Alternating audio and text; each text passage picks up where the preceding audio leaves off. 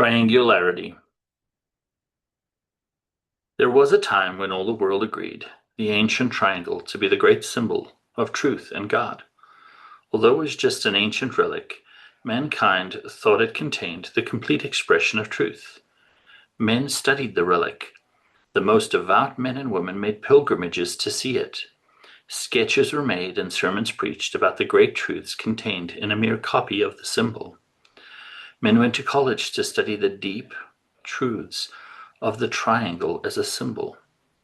It is a depiction of God himself, they proclaimed, equilateral, having three sides, each in perfect harmony, three yet one, triune and single, depicting the same substance, no part of which is created inferior to the other. Although God may be unknowable, this symbol teaches truths about him. Many doctoral dissertations were written on the great truths of the triangle. The brightest minds for generations went to study the triangle and returned to give their messages praising triangularity. Look at how it points upward. It shows how man was meant to reach up to and seek after the approval from God, said one of the great triangular theologians. Sciences were advanced from the benefits of studying the triangle. Over time, whole libraries were written on the subject of the triangle. Society itself advanced, and it was the universal proclamation of a united mankind that God's greatest gift was the triangle. As in all matters in which there is uniformity of opinion, however, men began to question whether others held sufficiently orthodox views of the great triangularity. Creeds were adopted and then enforced to ensure that no mistake in dogma about the triangle. Those suspected of disbelief in the creeds of the generations were first shunned, then abused, then killed to ensure orthodoxy was universal. It is blasphemy to abuse God, they proclaimed, and the triangle is its great symbol. Whoso offends against the triangle offends God. Men stopped searching for additional insights from the triangle, for fear any new insight might be viewed as heterodox. Their understanding became stilted, and light was lost. At length a great darkness settled over the minds of mankind, as less and less of their former understanding was preserved, and creeds were imposed through the threat or use of violence. The creeds became the new focus, and pilgrimages to the ancient triangle stopped. Its surroundings were neglected, and weeds overgrew it. An orthodox young man, who believed earnestly in God, could not help but notice the cruelty of his own orthodoxy. He despaired. His despair turned to anger. He grew in anger until he could no longer remain at peace.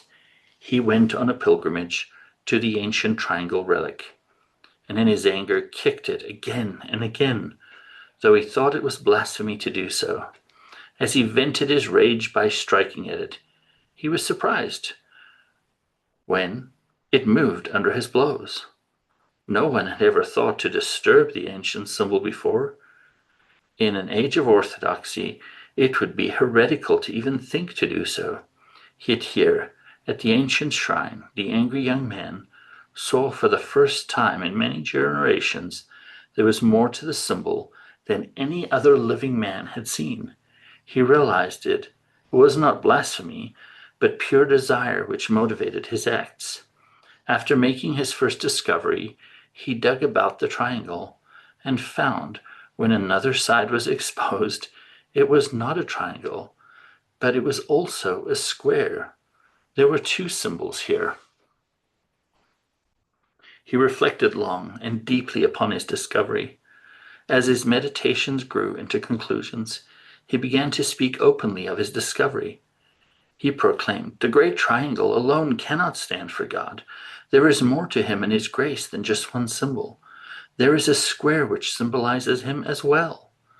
The symbol of the square shows us how God's presence is meant for the four corners of the world, and cannot be confined only to those who confess the creeds of triangularity. God is equal in his love of all mankind, and the square symbolizes his equality of treatment of all mankind scattered to the four corners of the earth. After all, he makes his rain to fall upon both the just and the unjust." The new idea caught hold among many who were tired of the abuses of creedal Orthodox thought. A great schism developed in the minds and hearts of mankind between the new believers and the old beliefs. Those who accepted God's grace, as symbolized in the square, did not reject the triangle, but did not limit their views to the triangle either. Others rejected the idea of grace, claiming it was the creeds and traditions which guaranteed harmony with God and peace among mankind. The idea of grace symbolized by the square is dangerous, threatening safety and harmony, they claimed.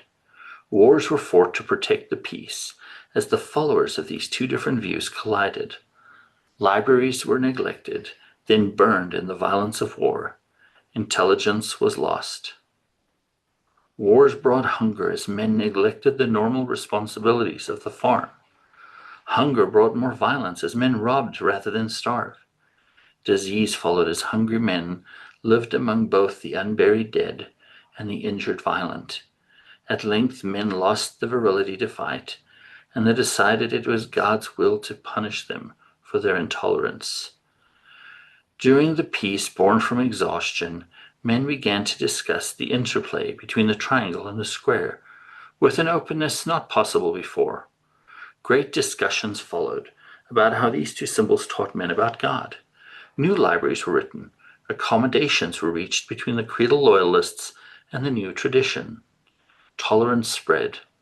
Though there were two sides, and though they opposed each other, they agreed to live in harmony. From time to time, men and women were converted and changed sides. One day, there was another young man who searched into the competing views of the Triangularists and the Reformers who proclaimed God's grace in the square as well. He could not decide which was right. On a beautiful spring morning, he caught a glimpse of light, which clarified his thinking. Without the benefit of having read any of the libraries about the triangle or the square, the young man said that he recognized in these symbols another higher principle. He claimed to see in them the pyramid. He began to teach, a pyramid is both a triangle and a square. It is the only square with the center point fixed by the triangle of its sides. The center point, aimed upwards, was the great symbol of God's house. When in times past God met with men, he did so on the mountains. All truths can be encompassed within the shape of the pyramid. Some few recognized in the words of the young man a harmony of the symbols, which was lacking in the traditions of the creedal triangulists or those proclaiming God's grace in the square. Most, however, from both sides of the historic schools, were opposed to the young man and his new additions to tradition. He is a heretic, they proclaimed. He aims at another schism, they shouted. This is dangerous and will lead to destruction. The young man and his few followers built a pyramid of their own as a new symbol of God. As they did so, the young man claimed to see yet more light and said, I see now. The great symbol is not only a triangle and a square and a pyramid. It is also a prism. It was meant to refract light. It was meant to be a tool.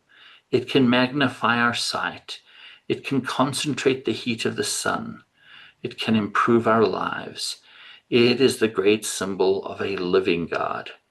Increasing crowds believed the young man, and his followers were going too far.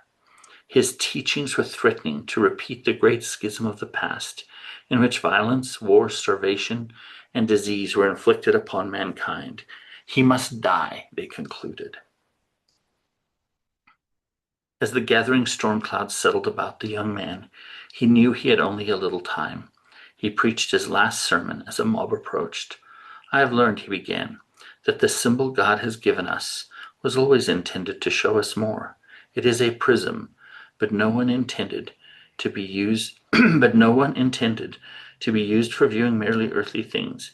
It was always intended to be directed upward toward heaven, from where all light and perfection comes.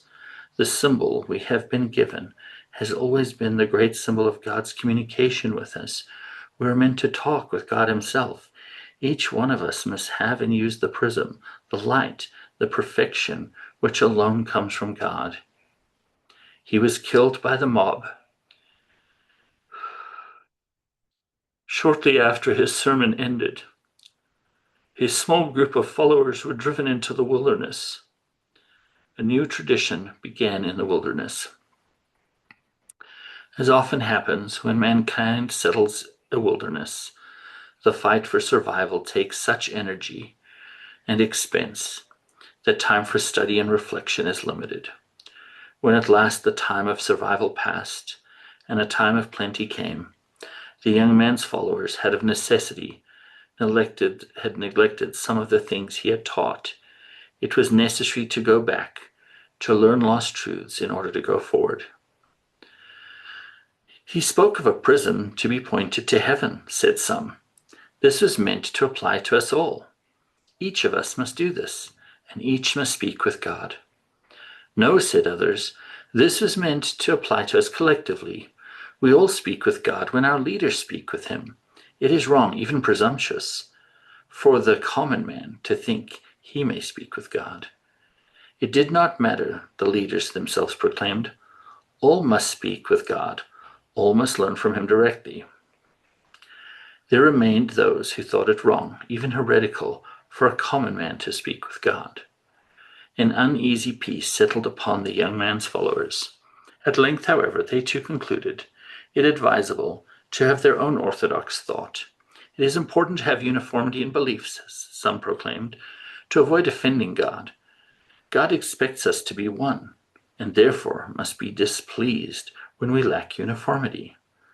But, said others, without the freedom to find God in our own lives, we are no different than the traditionalists. Surely our new faith stands for modern communication with God, or it stands for nothing. The growing controversy within the new tradition in the wilderness was in danger of following the same dangerous path as the earlier Triangularists. Men are alike, even if they follow beliefs which are unalike.